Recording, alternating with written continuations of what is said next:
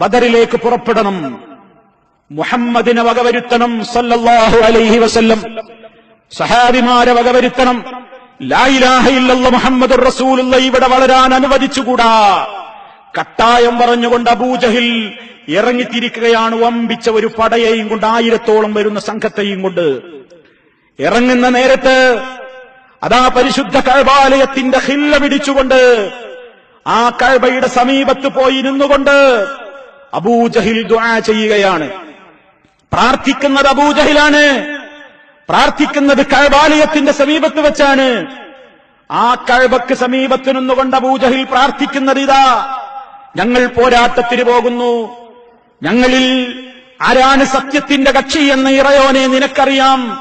നീ സത്യത്തിന്റെ കക്ഷിയെ വിജയിപ്പിച്ചുകൊണ്ട് അസത്യത്തിന്റെ ആളുകളെ നീ പരാജയപ്പെടുത്തി അവരെ നിന്ദിക്കണമേ എന്ന് അബൂജഹിൽ അള്ളാഹുവിനോട് ദുആ ചെയ്യുകയാണ്. ബദറിലേക്ക് ഇറങ്ങുമ്പോൾ പോലും പടച്ച തമ്പുരാനോട് പ്രാർത്ഥിച്ചവനാണ് അബൂജഹിൽ. പടച്ചവനോട് പ്രാർത്ഥിക്കാൻ പാടില്ല എന്ന അഭിപ്രായക്കാരനല്ല അബൂജഹിൽ. പടച്ചവനോടും പ്രാർത്ഥിക്കണം, പടപ്പുകളോടും പ്രാർത്ഥിക്കണം എന്ന വ്യത്യാസമാണ് റസൂൽ സല്ലല്ലാഹു അലൈഹി വസല്ലമിന്റെയും അവന്റെയും ആദർശത്തിന്റെ മുഖ്യവശങ്ങളിൽ ഒന്ന്. നബി സല്ലല്ലാഹു അലൈഹി വസല്ലം അള്ളാഹുവിനോട് മാത്രം പ്രാർത്ഥിക്കുമ്പോൾ അബൂജഹലും അവന്റെ അനുയായികളും അള്ളാഹുവിനോടും അവർ തേടുന്നു, ലാത്തയോടും തേടുന്നു, ഇബ്രാഹീമിനോടും ഇസ്മായിലിനെയും അവർ കാര്യസാധ്യത്തിന് സമീപിക്കുന്നു. അവർ പക്ഷേ ഈ സന്നിഗ്ധ ഘട്ടത്തിനൊരുങ്ങുന്ന നേരത്ത് അവരെല്ലാത്തിനെയും വിട്ട് അള്ളാഹിനോടാ പറഞ്ഞത്. കഅബയുടെ സമീപത്ത് വെച്ചല്ലേ അബൂജഹിൽ പ്രാർത്ഥിച്ചത്. ആ കഅബക്കകത്ത് അന്ന് ധാരാളക്കണക്കിന് വിഗ്രഹങ്ങളുണ്ടെന്ന് നിങ്ങൾ മനസ്സിലാക്കണം. ആ കഅബക്കകത്ത് മഹാനായ ഇബ്രാഹിം നബി അലൈഹിസ്സലാത്തു വസ്സലാമിന്റെ വിഗ്രഹം വന്നുണ്ട്, ഇസ്മായിൽ അലൈഹിസ്സലാമിന്റെ വിഗ്രഹം വന്നുണ്ട്.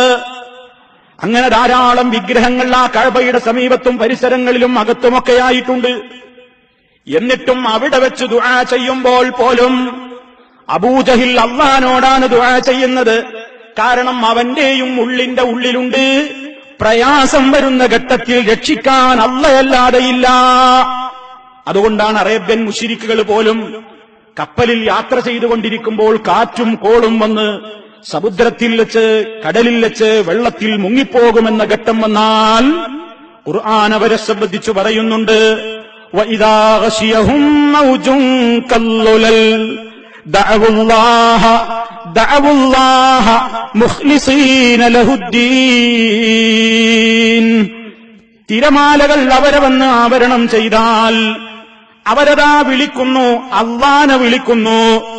കരയിൽ വെച്ച് മറ്റു പലരോടും പ്രാർത്ഥിക്കുന്ന അബൂജഹിലും അനുയായികളും അതാ കടലിൽ അതാ പ്രയാസം വന്നു കഴിഞ്ഞാൽ അള്ളാഹിനോട് ദുആ ചെയ്യുന്നു.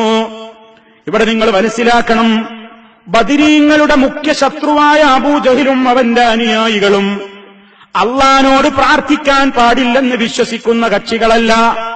അവര് അള്ളാഹിനോടും പ്രാർത്ഥിച്ചിട്ടുണ്ട്, ബദറിലേക്ക് ഇറങ്ങുമ്പോൾ പോലും പ്രാർത്ഥിച്ചിട്ടുണ്ട്, കടലിൽ വെച്ച് ബുദ്ധിമുട്ടുണ്ടായപ്പോഴും പ്രാർത്ഥിച്ചിട്ടുണ്ട്. പക്ഷേ ബദരീങ്ങളും അവരും തമ്മിലുള്ള മുഖ്യമായ പ്രശ്നങ്ങളിൽ ഒരു പ്രശ്നം എന്താണ്?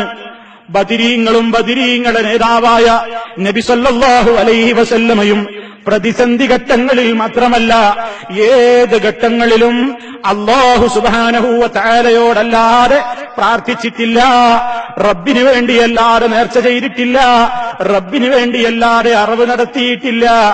ആ നിലക്ക് തൗഹീദിന്റെ കറകളഞ്ഞ കൃത്യമായ വിശ്വാസം മനസ്സിൽ കൊണ്ടു നടക്കുന്നവരായിരുന്നു ബദരീങ്ങൾ റളിയല്ലാഹു അൻഹും.